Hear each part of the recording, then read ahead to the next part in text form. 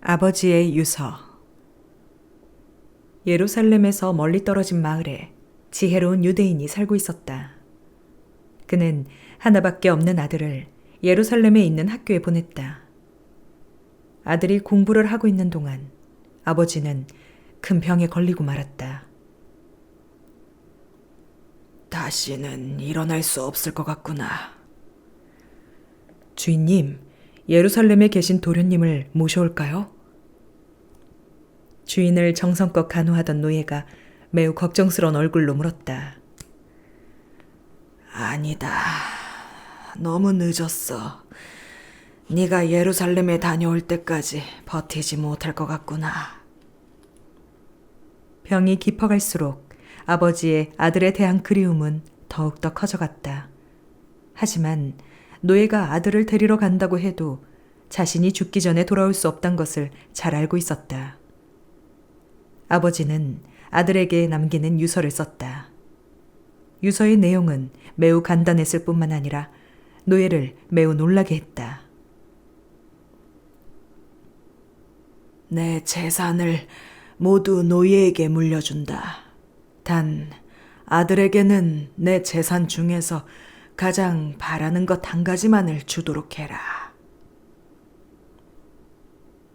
유서를 남기고 얼마 지나지 않아서 아버지는 그만 세상을 떠나고 말았다. 하루아침에 벼락부자가 된 노예는 자신의 행운을 믿을 수가 없었다. 노예는 물려받은 재산을 소중히 간수해두고는 곧장 유서를 들고 예루살렘으로 떠났다. 노예에게 아버지가 세상을 떠났다는 소식을 전해들은 아들은 하늘이 무너지는 듯한 슬픔을 느끼며 곧장 집으로 향했다. 그런데 노예가 건네준 유서의 내용을 보고 아들은 깜짝 놀라고 말았다. 아니, 왜 아버지는 엄청난 재산을 모두 노예에게 물려주셨을까? 아들은 아버지의 이해하기 힘든 결정이 몹시 섭섭했다. 그러나 정성을 다해 장례를 치렀다. 며칠 뒤 아들은 지혜로운 라비를 찾아갔다. 아버지가 이러한 유서를 남긴 데는 그만한 이유가 있을 거라 생각되어서였다. 아들은 라비에게 유서의 내용을 자세히 들려주며 아버지의 진심이 무엇인지 물었다. 아들의 이야기를 들은 라비는 감탄을 금치 못했다. 자네 아버님은 참으로 지혜로우신 분이군. 또 그 유서만 보아도 아버님이 자네를 얼마나 사랑하셨는지 충분히 짐작되는군. 아버님께서 자네가 무엇을 선택하길 바라셨는지 잘 생각해보게. 그럼 자네에게 정말로 훌륭한 유산을 남기셨다는 걸 깨달을 수 있을 테니 말이네. 아들은 더욱 어리둥절해졌다. 모든 재산을 노예에게 물려주어 전 빈털터리가 되었는데 현명하다뇨. 내 말을 잘 듣게. 아버님이 돌아가셨을 때 자네는 집에서 멀리 떨어져 있었지 않았나? 예루살렘에서 공부하는 중이었으니까요. 라비는 빙그레 웃으면서 말을 이었다. 역시 아버님은 현명하셨네. 자신이 세상을 뜰 때 자네가 곁에 없었기 때문에 무척 걱정이 되셨던 모양이야. 자기가 죽으면 노예가 모든 재산을 가지고 도망칠 수도 있고 심지어 자신의 죽음조차 자네에게 전하지 않을지도 모른다고 생각하셨던 거지. 그렇지만 노예에게 모든 재산을 물려주면 당연히 노예는 재산을 소중하게 지켜줄 것이고 서둘러 자네를 만나려고 할 게 아닌가. 그게 도대체 저한테 무슨 소용이 있습니까? 자네는 아버님보다 지혜가 모자라는군. 노예의 재산은 모두 주인에게 속한다는 것을 모르는가? 아버님은 자네에게 단 한 가지만을 주겠다고 말씀하셨네. 만일 자네가 노예를 택한다면 결국 노예의 모든 재산은 자네의 것이 아닌가? 그러니 지혜로운 분이시라는 거네. 그제야 아들은 아버지가 얼마나 지혜로운 분인지 또 얼마나 자기를 사랑했는지 가슴 깊이 깨달으며 눈물을 흘렸다. 아들은 라비가 일러준 대로 모든 일을 처리한 뒤 노예를 해방시켜 주었다. 그 후 아들은 입버릇처럼 말하곤 했다. 나이 많은 사람의 지혜에는 누구도 따를 수 없단 말이야. 그릇. 학문이 뛰어나고 총명하지만 몹시 추하게 생긴 라비가 로마 제국의 왕비를 만났다. 왕비는 라비의 못생긴 얼굴을 보고 비웃으면서 말했다. 뛰어난 총명이 그렇게 못생긴 그릇 속에 들어있을 수도 있군요. 그 말에 라비는 왕비에게 엉뚱한 질문을 했다. 왕비님, 대궐 안에 술이 있습니까? 왕비가 영문을 모르겠다는 표정으로 고개를 끄덕이자 라비가 거듭 물었다. 그 술은 모두 그릇에 담겨 있겠지요. 당연하죠. 보통의 항아리라든가 물통에 담겨 있습니다. 왕비의 대답에 라비는 일부러 크게 놀란 체 하면서 말했다. 로마의 왕비님 같이 훌륭하신 분께서 금그릇이나 은그릇도 많으실 텐데 어째서 그런 보잘것없는 항아리에 술을 보관하고 계십니까? 라비의 말에 왕비는 당장 항아리에 들어있던 술을 모두 금그릇이나 은그릇에 옮겨 담게 했다. 그러자 희한하게도 술맛이 변해 먹을 수조차 없게 되었다. 어느 날 술을 마시려던 황제는 맛이 변해버린 것을 알고 불같이 화를 냈다. 어느 녀석이 술을 이런 그릇에 넣어놓은 거냐? 왕비는 당황하여 기어들어가는 목소리로 대답했다. 폐하께서 드시는 술은 마땅히 훌륭한 금그릇이나 은그릇에 보관하는 것이 옳다고 생각되어 제가 시켰습니다. 왕으로부터 심하게 꾸중을 들은 왕비는 곧장 못생긴 라비를 찾아가 다짜고짜 따졌다. 당신은 술을 이런 그릇에 보관하면 안 된다는 것을 알고 있었으면서도 왜 나에게 그런 이야기를 했습니까? 라비가 태연하게 대답했다.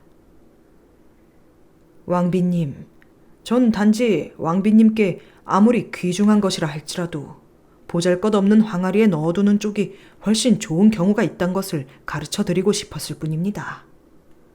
학식이나 총명도 저처럼 못생긴 사람에게 들어있어서 더욱 빛날 수가 있으니까요.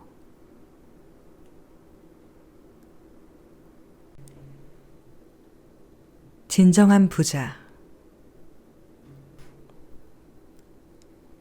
호화로운 여객선에서 있었던 일이다. 어느 날 배는 부드러운 바람을 타고 바다 위를 미끄러져 가고 있었다. 날씨가 화창했기 때문에 손님들은 갑판 위에 서서 아름다운 바다를 바라보며 기분 좋게 여행을 즐기고 있었다. 이 여객선에 타고 있는 손님들 대부분은 부자였다. 누가 먼저랄 것도 없이 그들은 서로의 재산을 목소리 높여 자랑하기 시작했다. 한 부자는 보석이 가득 들어있는 상자를 열어 보이며 한껏 으스댔다.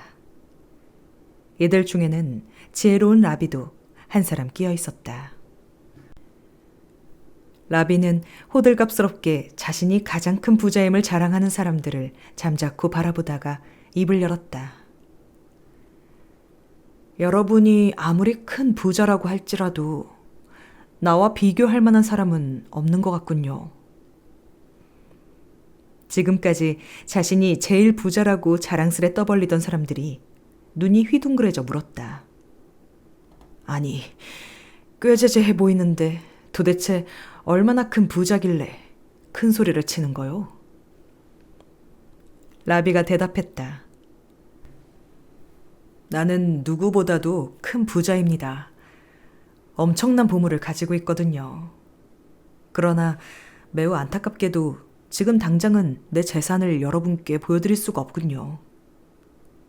그때 선원들의 다급한 외침이 여기저기서 들려왔다. 해적의 습격입니다. 어서 선실로 피하시오. 배에 탄 사람들은 겁에 질려 선실로 뛰어들어가 문을 걸어 잠갔다. 그러나 해적들은 문을 부수고 들어와 배의 구석구석까지 뒤지며 닥치는 대로 보물들을 빼앗아갔다. 해적들이 떠난 뒤 배는 간신히 낯선 항구에 닿았다. 재산을 모두 빼앗겨 빈털터리가 되었기 때문에 부자들도 라비도 모두 이곳에 내려야만 했다. 항구에 도착하여 얼마 지나지 않아 그곳 사람들은 라비의 학식과 교양이 매우 높다는 사실을 알게 되었다. 이런 훌륭한 분은 우리들의 선생님으로 모셔야 한다고. 이렇게 해서 라비는 항구 도시에 학교를 세우고 그곳의 선생님이 되었다. 얼마 뒤 라비는 길에서 우연히 같은 배를 타고 여행을 했던 지난날의 부자들을 만났다. 그들은 하나같이 가난에 찌든 비참한 모습이었다. 그들이 라비에게 말했다. 당신이 말씀하신 대로 진정한 부자는 당신입니다. 아무리 값비싼 보석일지라도 당신의 학식만큼 귀하고 가치 있지 않다는 것을 깨달았습니다. 값비싼 보석이나 돈과 같은 재물은 도둑맞거나 잃어버릴 수 있지만 열심히 공부해서 쌓은 지식은 빼앗기거나 잃어버릴 일이 없다. 그렇기 때문에 배움은 그 어떤 보물보다도 귀하고 값진 것이다.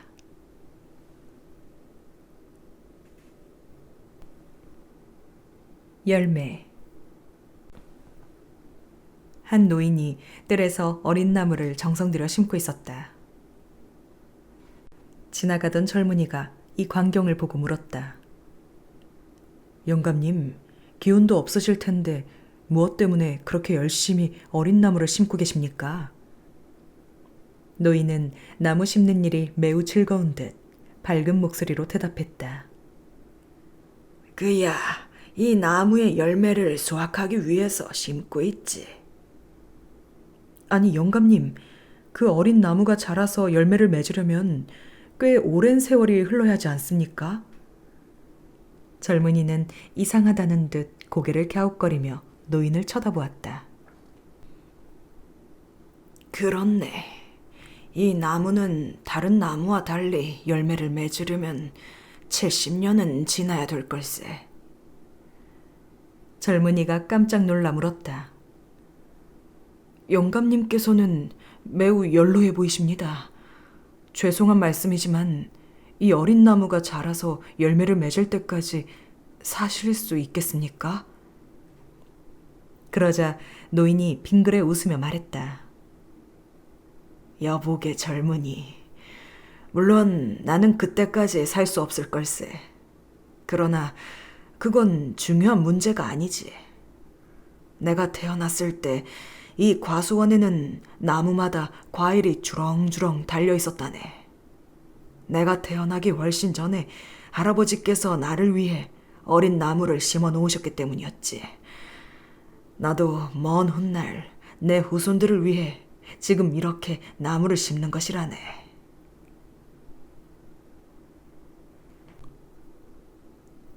장님의 등불. 한 사나이가 칠흑같이 어두운 밤길을 더듬더듬 걷고 있었다. 마침 맞은편에서 누군가가 등불을 들고 걸어왔다. 저 사람은 등불을 가지고 있으니 이렇게 어두워도 걷는데 별 불편이 없겠군. 이윽고 두 사람은 마주치게 되었다. 더듬거리며 간신히 길을 걷고 있던 사나이는 등불을 들고 오는 사람을 보고 기절할 듯 놀라 우뚝 걸음을 멈추었다. 등불을 든 사람은 앞을 보지 못하는 장님이었던 것이었다. 사나이가 의아해하며 물었다. 여보시오, 당신은 앞을 못 보는 분인 듯한데 등불이 무슨 소용이 있습니까? 등불을 들고 있던 장님이 입가에 미소를 띠며 대답했다. 물론 저는 등불이 있다 하더라도 앞을 볼 수가 없습니다. 그렇지만 제가 이 등불을 들고 걸으면 당신처럼 앞이 보이는 사람들이 제가 걷고 있는 것을 보게 될 게 아닙니까? 그러니 서로 부닥치는 일은 없겠지요. 당신이 이 등불 때문에 이렇게 어두운 곳에서 저를 발견하셨듯이요.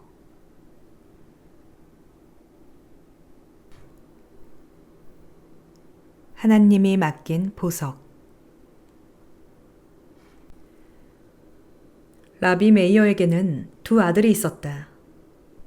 어느 평화로운 안식일, 메이어가 예배당에서 설교를 하고 있을 때 뜻밖의 사고로 집에서 놀던 두 아들이 죽고 말았다. 라비의 아내는 눈물을 흘리며 두 아들의 시체를 흰천으로 덮어주었다. 설교를 끝내고 메이어가 집에 돌아오자 아내는 슬픔을 참으며 조용한 목소리로 물었다.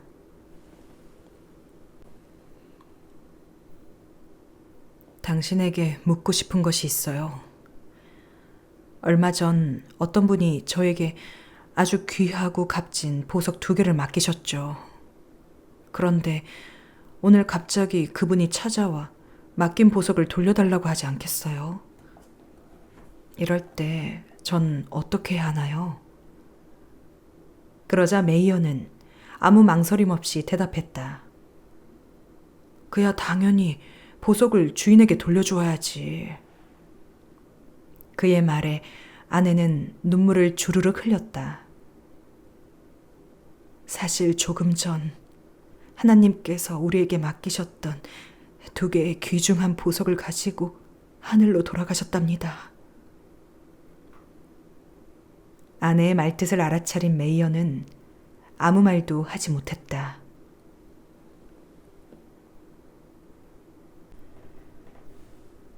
성과 악. 하나님이 만물을 창조하고 인류의 첫 조상인 아담을 만든 이후 세상은 점점 사람들의 죄로 가득 차갔다. 하나님은 무법천지가 되어가는 세상을 보고 크게 탄식하며 마침내 중대한 결정을 내렸다. 공연히 사람을 만들었구나. 내가 만든 창조물이긴 하지만 땅 위에서 모두 쓸어버리리라. 사람뿐만 아니라 짐승과 땅 위를 기는 것과 공중의 새까지 모조리 없애버리리라. 그러나 노아만은 하나님의 마음에 들었다. 노아는 오직 하나님만을 믿고 섬기는 올바른 사람이었다. 그래서 하나님은 노아를 찾아가 말했다. 노아야, 내가 이제 땅 위에 폭우를 쏟으리라. 홍수를 일으켜 하늘 아래 숨쉬는 생명체를 모조리 쓸어버릴 것이다. 너는 이제 전나무로 배 한 척을 만들되 그 길이는 300자, 높이는 30자, 폭은 50자로 하도록 하라. 그리고 네 아들들과 아내와 며느리를 데리고 배에 들어가거라. 온갖 새와 가축과 땅 위를 기어다니는 길짐승이 짝을 이뤄 2마리씩 너에게로 올 것이니 그것들은 살려주거라. 그리고 홍수 동안 너의 가족과 동물들이 먹을 수 있게 충분한 양식을 준비해 놓거라. 노아는 하나님의 말에 따라 모든 준비를 마쳤다. 마침내 노아의 방주에는 땅 위에 살고 있는 온갖 짐승과 새들이 짝을 이루어 태워졌다. 선도 서둘러 달려왔다. 그러나 노아는 선을 태우지 않았다. 나는 짝이 있는 것만 태워야 한단다. 이것은 하나님의 뜻이니 나로서도 어쩔 수 없구나. 선이 방주를 타기 위해선 짝이 필요했다.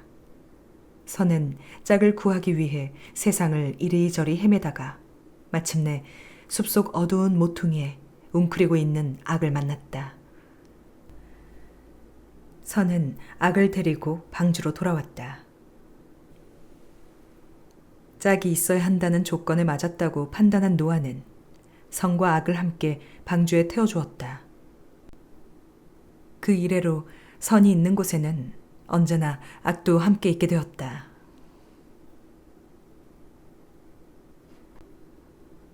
요술 사과. 어느 임금에게 귀엽고 착한 외동딸이 있었다. 그런데 공주가 그만 무서운 병에 걸려 죽을 지경에 이르렀다. 임금은 공주가 걱정돼서 잠도 제대로 이루지 못하고 깊은 슬픔에 빠졌다. 나라 안의 용하다는 의사는 모두 불러들였지만 누구도 공주의 병을 고치지 못한 채 시간만 자꾸자꾸 흘러갔다. 마침내 임금은 마지막 방법으로 다음과 같은 포고문을 내렸다. 공주의 병을 낫게 해주는 사람은 사위로 삼는 것은 물론 왕의 자리를 물려주겠노라. 포고문은 곧 나라 안 곳곳에 나붙었다. 이 나라의 어느 산골 마을에 삼형제가 살고 있었다.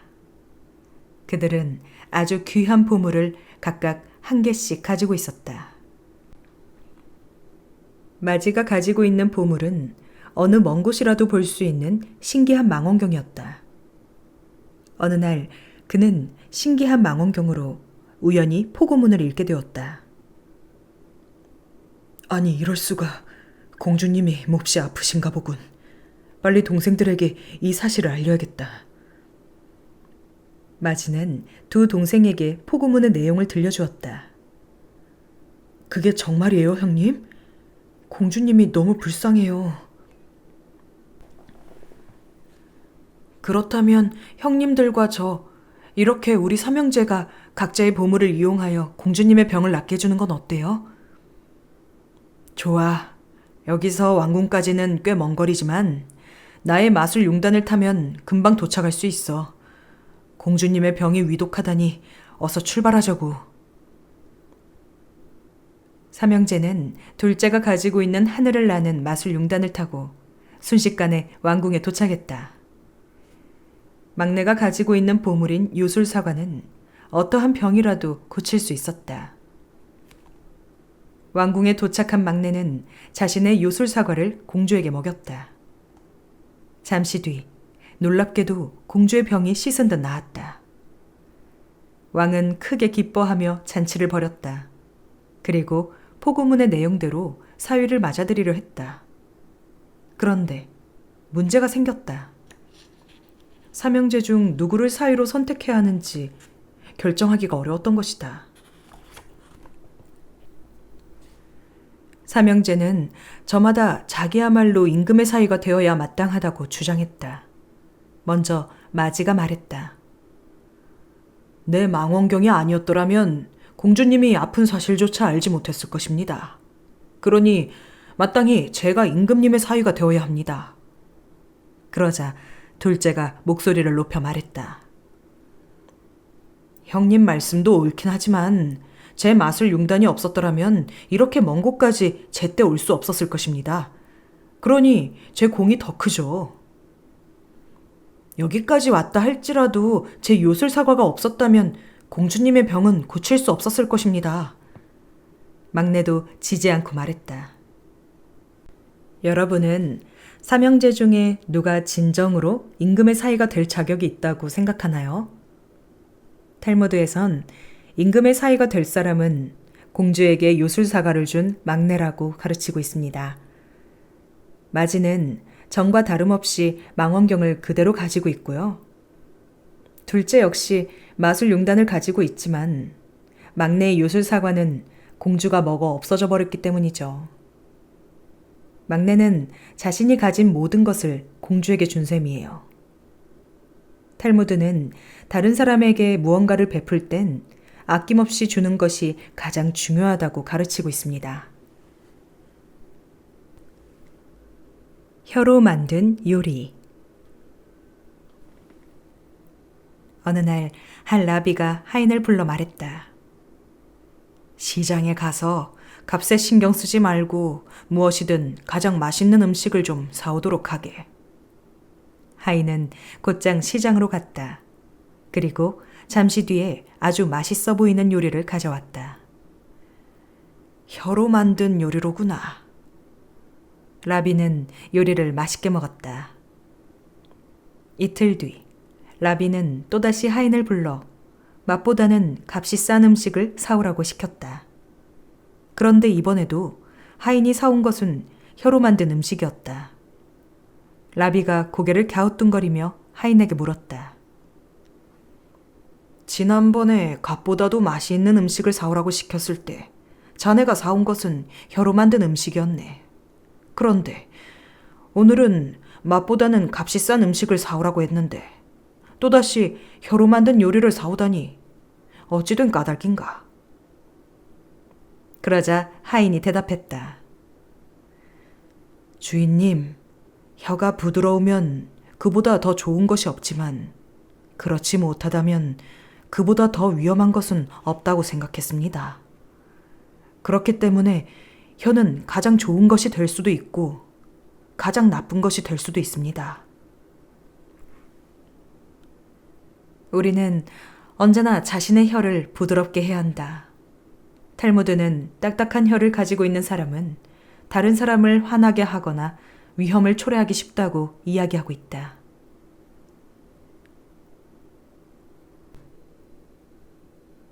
일곱 번째 손님.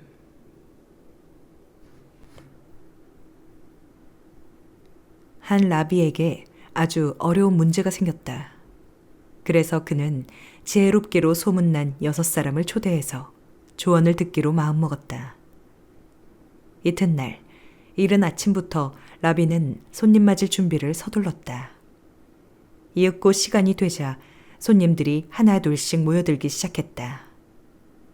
그런데 곤란한 일이 생겼다. 라비가 초대한 사람은 분명 6이었는데 손님들은 7이었던 것이다. 게다가 주인조차도 초대한 사람들을 처음 만나므로 도무지 누가 불청객인지 가려낼 수가 없었다. 7명의 손님들은 하나같이 초대받은 손님인 듯한 태연한 표정이었다. 고민 끝에 라비가 손님들에게 말했다. 대단히 죄송하지만 제가 초대한 분은 6이었습니다. 그런데 지금 이 자리에 오신 분은 모두 7분입니다. 여러분 가운데 제가 초대하지 않은 분이 계신 것 같습니다. 초대를 받지 않으신 분은 돌아가 주셨으면 좋겠습니다. 라비의 말이 끝나자마자 한 사람이 자리에서 벌떡 일어났다. 사람들의 시선이 일제히 그에게 쏠렸다. 그리고는 깜짝 놀라 모두들 고개를 갸웃거렸다. 설마 저분은 아닐 텐데. 일어선 사람은 초대받은 손님들 중에서도 가장 지혜롭고 덕망이 높아 누가 보아도 초대받았을 것 같은 인물이었기 때문이었다. 사람들은 무슨 까닭으로 그가 나가버렸는지, 그가 정말로 초대받지 않았는지 몹시 궁금해했다. 나중에야 그 덕망 높은 사람이 나가버린 이유를 알게 된 사람들은 감탄을 금치 못했다. 만일 그 자리에서 초대받지도 않았는데 참석한 사람이 가려졌다면 어떻게 되었을까? 그는 사람들 앞에서 심한 창피를 당했을 것이다. 바로 이 초대받지 않은 사람을 위해 그 지혜로운 사람이 희생한 것이다.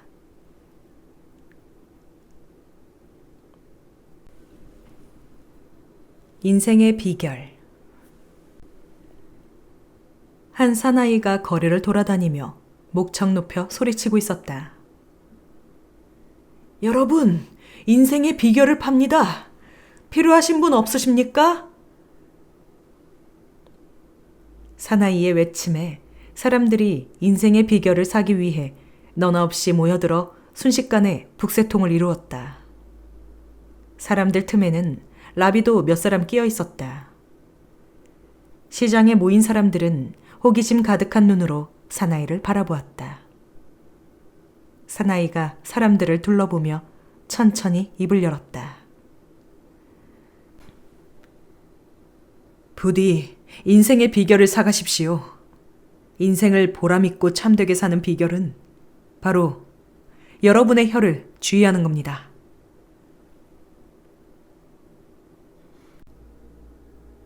새 친구. 이른 아침 누군가가 요란하게 대문을 두드려댔다. 집주인은 급히 뛰어나가 문을 열었다.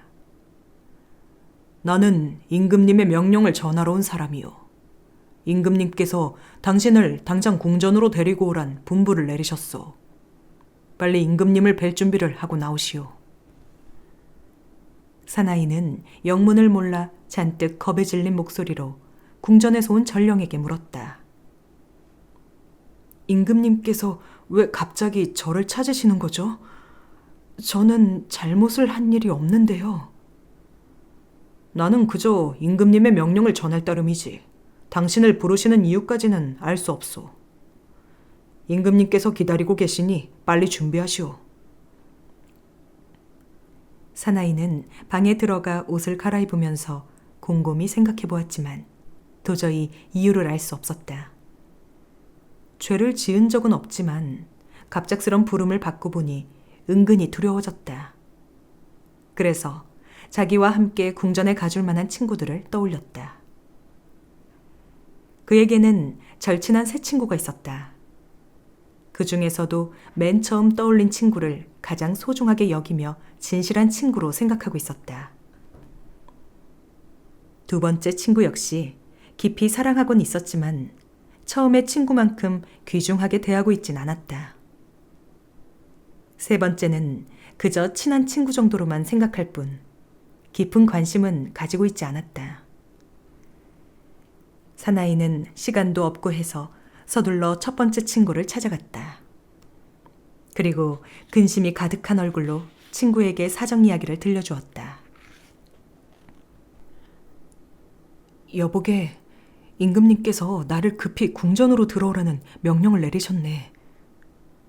임금님이 왜 자네를... 그 까닭은 알 수가 없네. 그래서 말인데 나와 함께 가줄 수 없겠나?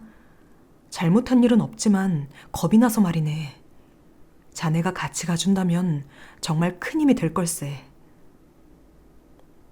그러나 뜻밖에도 사나이의 말을 들은 첫 번째 친구는 짧고 퉁명스럽게 대꾸했다. 미안하네만 함께 가줄 수 없네. 가장 아끼고 믿었던 친구로부터 냉정하게 거절당한 사나이는 커다란 충격에 휩싸였다. 그는 터벅터벅 두 번째 친구를 찾아갔다. 사나이는 친구에게 지금까지의 사정을 자세히 들려준 뒤 걱정스러운 표정으로 말했다. 자네라면 나와 함께 가줄 수 있겠지? 제발 부탁이니 같이 가세. 두 번째 친구가 대답했다. 물론 자네와 함께 가줄 순 있네. 그러나 궁전의 문 앞까지만 가도록 하겠네. 궁전 안까지 들어가 임금님을 만나는 것은 나도 겁나는군. 이해해 주게나. 사나이는 또 한 번 깊은 실망감을 느꼈다. 그렇다고 혼자서 궁전으로 갈 용기는 도무지 나지 않았다. 마침내 그는 앞에 두 친구보다 소중히 여기지 않았던 세 번째 친구를 찾아가기로 결심했다. 내가 그렇게 믿었던 두 친구도 거절했는데 이 친구가 같이 궁전에 가줄까? 괜히 찾아갔다가 더 큰 실망감만 느끼게 되는 건 아닌지. 사나이는 한참을 망설이다 세 번째 친구의 집 대문을 두드렸다. 문이 열리고 친구가 반갑게 맞아주었다. 어서 오게. 정말 오랜만이군. 그런데 자네 안색이 몹시 어두워 보이는데 무슨 걱정거리라도 있나? 사나이는 머뭇거리며 힘없는 목소리로 사정을 이야기했다. 그리고 그렇게 믿었던 두 친구에게 거절당했다는 것도 들려주었다. 세 번째 친구는 눈물을 떨구고 있는 사나이의 어깨를 두드려주면서 다정하게 말했다. 이 사람아, 걱정하지 말게. 나는 자네가 임금님에게 벌을 받을 만큼 나쁜 짓을 한 적이 없다는 걸 믿고 있네. 두려워하지 말게. 내가 자네와 함께 가주겠네. 우리에게 깊은 교훈을 주는 이야기다. 첫 번째 친구는 재물을 비유한 것이다. 사람들은 세상을 살아가면서 재물을 무엇보다도 아끼고 소중하게 생각하지만 죽을 때에는 모두 남겨두고 빈손으로 돌아설 수밖에 없다. 이야기 속에서 궁전의 문은 무덤을 뜻한다. 두 번째 친구는 가족이다. 묘지나 화장터까지는 따라가 주지만 거기서부터는 혼자 가야만 한다. 세 번째 친구는 선행을 비유한 것이다. 착한 행동은 그가 살아있는 동안엔 눈에 띄게 드러나지 않지만 죽은 뒤에는 언제나 그와 함께 있게 된다. 사람들은 생전에 한 선행을 통해서 죽은 이를 잊지 않고 오랫동안 기억하게 되는 것이다. 효도.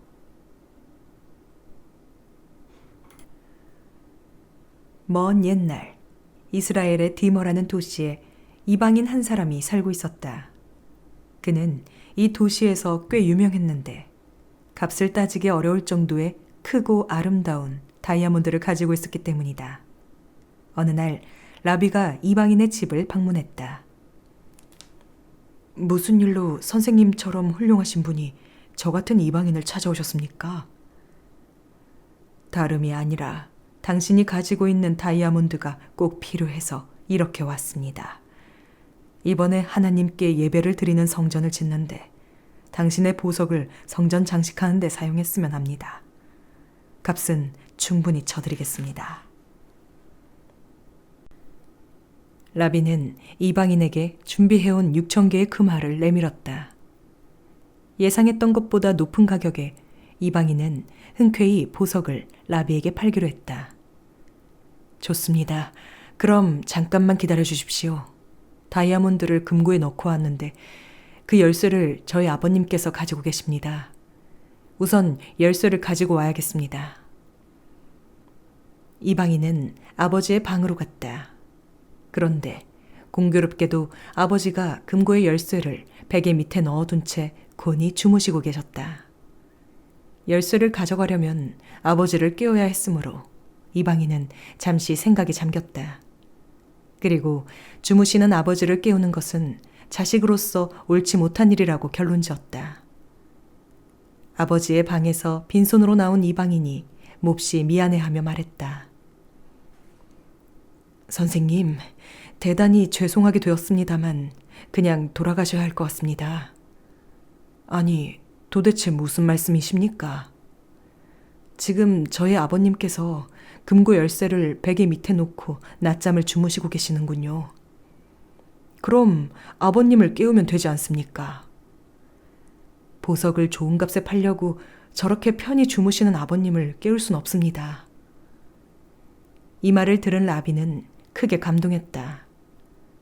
금화 6,000개를 받고 다이아몬드를 팔았다면 큰 이익을 남겼을 것이다.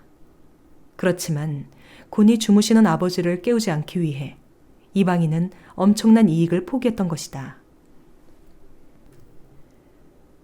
라비는 이 이방인의 아름답고 지극한 효성을 사람들에게 널리 전했다.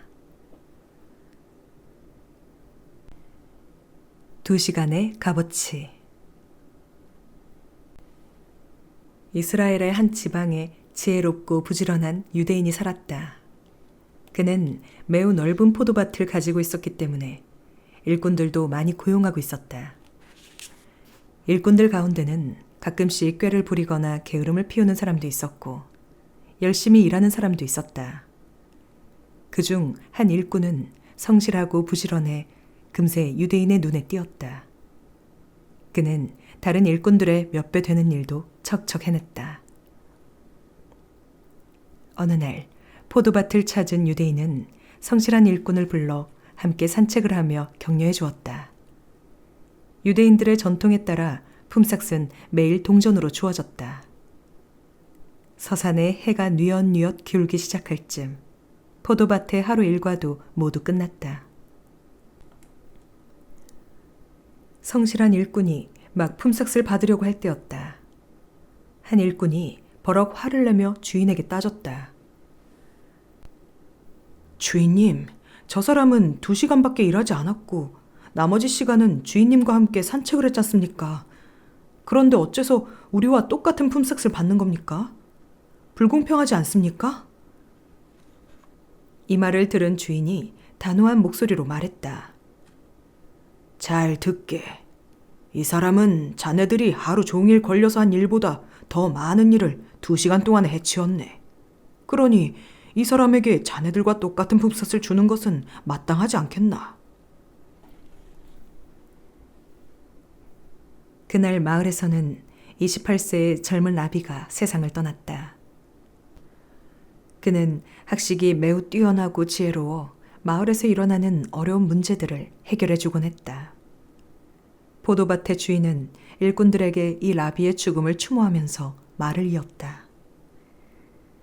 여보게, 비록 그 라비는 28세의 젊은 나이로 세상을 떠났지만 다른 사람이 100년을 산 것보다 더 많은 일을 이루지 않았나.